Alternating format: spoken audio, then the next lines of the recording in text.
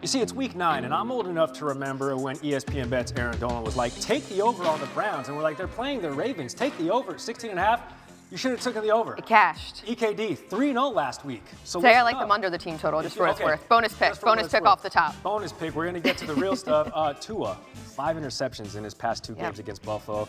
Are you betting on that trend continuing today? Yes, I think Tua throws at least 1 pick today. Now, he has 10 interceptions against Buffalo, which is most by any single opponent since he entered the league. Not to mention, if you look back to week 2, he had 3 picks before he was taken out with that concussion. Now, as for Buffalo, they're a top 10 defense. They also have 8 defensive interceptions, which is tied for the 7th most right now in the league. And we also just know that Tua, when he's under center, they throw the ball 60% of the time. Like, he's going to, unfortunately, I think, have at least 1 pick against his Buffalo defense that's really good. Okay, the odds are ever in your favor if you're taking Tua for an INT Saquon. 284 rushing yards in the past 2 weeks.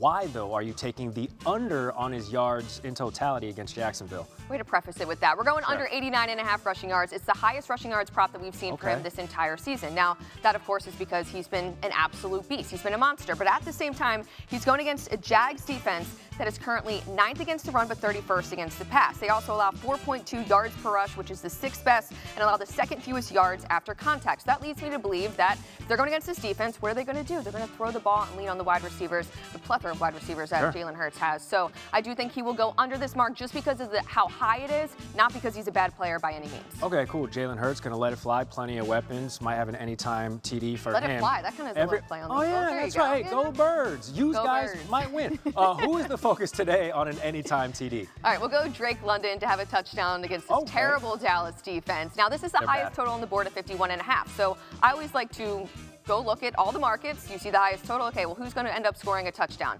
He has 5 touchdowns, which is leading the team right now. And we just know that with the Dallas Cowboys, they can't stop the run. They can't stop the pass. I expect this to be a high-scoring shootout affair. Not to mention we have no Deron Bland. Now Trayvon Diggs, his game-time decision with a calf injury. So I do think that Drake London will find the end zone today. You gave us a bonus pick, and before the segment started, you called him Dak Pick Prescott. So is that also another bonus pick? No, you can always just, Okay.